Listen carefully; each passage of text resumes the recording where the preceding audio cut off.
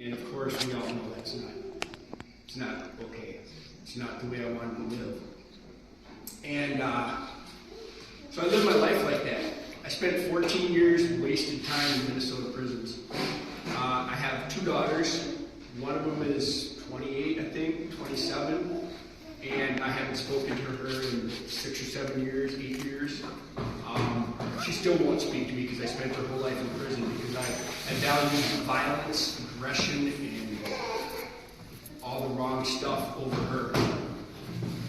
And so I got into drugs really hardcore. Like, I embraced it. Drugs brought me to respect too, you know. Violence and drugs, that's what gets you anything you want. Women, money, people feared me. If I had a bag of dope in my pocket, I could call anybody, they'd be right there to help me. It was all wrong. And it took me, well, I know I don't look it, but I'm 55, so age is just a number, right, Gary? Age is just a number. Oh, you look it. Trust me, you look it. Well, there you go, there's that. I'm 55 and I spent almost my whole life in prison. If I wasn't locked up in prison, I was locked up inside my own head. Prison that I made myself. In 2017, I had a baby girl. At, I don't know, 40-some years old, 45, somewhere 55, 50. I was 50 years old when I had a little girl. And her name is Madeline Rose. And as you can see from the pictures, I still didn't get my life together. You would think that would be something that would shock me and wanting to change. But I still did. I didn't care. I just didn't care. And I kept doing it. I thought it was okay. And her mom went to treatment. It took her away from me. And it was hard. And I blamed her mom. Well, you know, at some point in your life, you have to take responsibility for your actions. And I finally decided to do it. And with that comes being able to say you're sorry, being able to tell somebody that you did something wrong and you're sorry for it, and meaning it, not just saying you're sorry, you know, because it's what they wanted to do. But also I needed to stop blaming my mom and my dad and all the people that I felt wrongly growing up. And Sam for taking my daughter away. And the truth of the matter is, she probably saved my life. Because even though I lost 3 years of my little girl's life because of my stubborn prison mentality, it also pushed me to the point where I was either going to die by whatever death or I was going to get my life right. In 2018, I had accumulated 5 more outstanding first-degree possession charges, a gun charge, and multiple other charges. Anoka County had filed the Blakely Act on me. The Blakely Act is a career criminal law that they have in Minnesota. If you have 3 same or similar crimes, you will get double the presumptive sentence in Minnesota. And for the crimes that I was charged with, I was looking at 30 years in prison. And I was 50 years old, 52 at the time. So you can imagine how that, you know, that's pretty powerful. And so 5 different counties, 5 outstanding first degrees, driving after revocations, a gun charge, so second degree, third degree, you name it. I had them, they were all pending charges, and I was going to prison for a long time. I went to court, and my attorney told me that you're going to prison. You're not going to get away with it. There's nothing you're going to be able to do. You can try to go to treatment, which I did. I went to a Lake Place retreat up in Bovey, Minnesota, and got out thinking it was okay, but it wasn't. Went right back to using. That day that I got out of Bovey treatment, I started using. And so I got out and I kept using and I started accumulating warrants. I had warrants in all those counties. Every single county that I caught a case in, I ended up getting warrants on it. And I was at a property that I own up in Hinckley, and I just broke down. I was out there in the woods by myself, and I thought, man, what am I doing? Like, this is stupid. This is dumb. And I called Teen Challenge, and I said, I am not in control of myself anymore, and I don't have any other options. And so I need you to help me. And the lady on the phone said, are you willing to do whatever we tell you to do? And I said, I'm willing to do anything you tell me to do. And so I went to Teen Challenge. It ended up a lot of different stuff happened, county to county to county. I ended up bouncing around a little bit, and I came to the Stewart County, and Judge Goggins said, all right, I'm going to release you to Teen Challenge. That was not me. Even though I'm shaking like I probably could have shook off. And so I went to Teen Challenge. And I don't know, a lot of you guys don't know how the prison mentality goes. And the prison mentality is, if you're called a punk or a bitch, you better handle it. Because if you don't, everybody's going to be treating you bad. Even your guys, even everybody that you thought respected you will do you wrong. So I've never let anybody ever say anything disrespectful to me.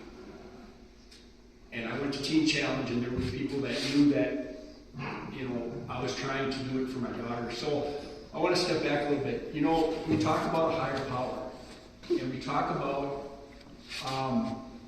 you gotta, you know, most people want to gravitate towards God.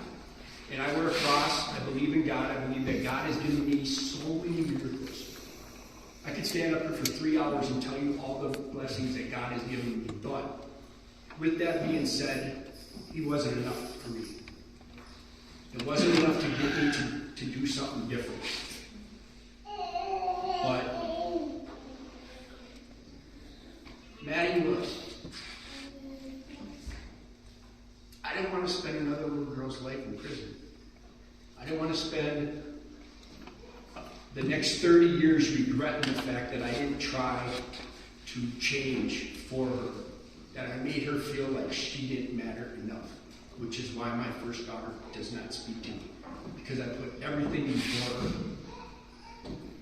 And so Maddie was my higher power and has been my higher power this entire time. So when a guy calls me a bitch, I don't punch him in the mouth. I walk away. When I feel someone disrespects me, I just say, Daddy, I'm doing this for you. And I let it go. And I know that God is up there and He's watching over me because He's given me so many blessings. But Maddie has been my drive.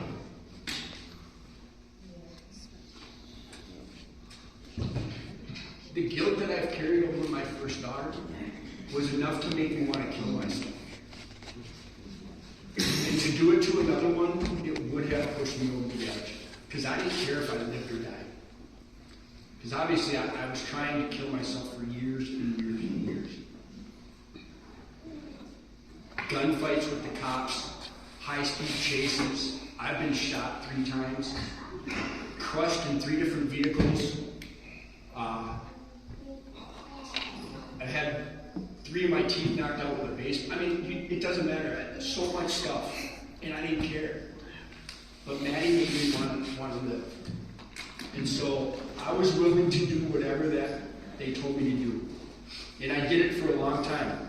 I stayed in Teen Challenge for 8 months until Judge Goggins, I went to court for one of my court hearings, and he said, you know, if you want, they gave me drug court. Listen, I didn't even ask for drug court. Drug court is not for first-degree possession, first-degree charges. Drug court is for 5th degrees, DWIs, stuff like that. I went to court that day thinking, you know, whatever. And my attorney said, have you ever thought about drug court? I said, no, I didn't realize it was for me. And he said, well, let me ask it. I said, okay, well, it can't hurt. And both of them didn't even hesitate. They said, yeah, we'll give him a shot in drug court. So I'm in LeSueur County Drug Court. So I left Teen Challenge. I sold a really nice vehicle I had. I stayed at a hotel. And I went from not having a license, not having Maddie in my life, living in a hotel off of the money I got off of my truck. And I went from that to I have a job, a couple different jobs. I'm going to school to be an LADC. I have a driver's license. And the other side of my vision board is I have my little girl in my life.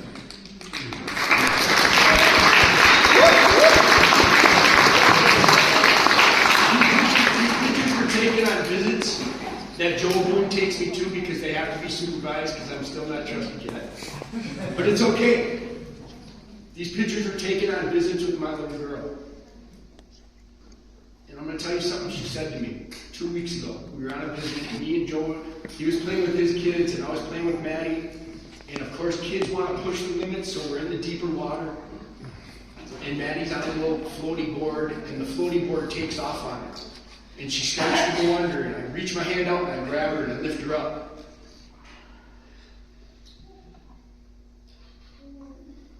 And she comes out of the water, she kind of sputters a little bit, wipes it off, and she says, "Don't worry, Daddy, you ain't gonna let me sink." And that's a true story. But the truth is, I would have let her sink any other time metaphorically. I wasn't there for her, I didn't care. But I do know. And these are all blessings that I've gotten from just sticking it out, man. Because my baby don't care about my addiction. My baby don't care about some dude calling me a punk. Or any slight that I could ever have. She don't give a shit about that. The only thing that she cares about is that her daddy's there to pick her up when she starts to sink. And that's what I've kept in my head this whole time. Now, I'm not going to sit here and tell you guys that I'm perfect. Hi, Chris. Am I perfect yet? Chris is not known for telling the truth. Everybody knows to laugh, too. So here's the deal. I'm far from perfect, you guys. I've seen people come up here with years and years of sobriety. And I've got not years. And I still get angry. And I still do things that are not right. But every day I try to make myself better. I said some stuff to John over here one day. And instead of taking it home and holding my peace, I called him up and I said, "John, I'm sorry, bro. That was wrong of me. I love you guys. Thank you for coming." Those are some of my peeps right there. So I'm not perfect. And I don't really do steps. As Joe will tell you, I'm a shitty sponsee. But the fact of the matter is I continue every day to try to be a better person. I don't hang on to stuff. Last week I had an eviction hearing because my landlord is a slumlord and I decided I wasn't going to pay him rent anymore until he fixed something.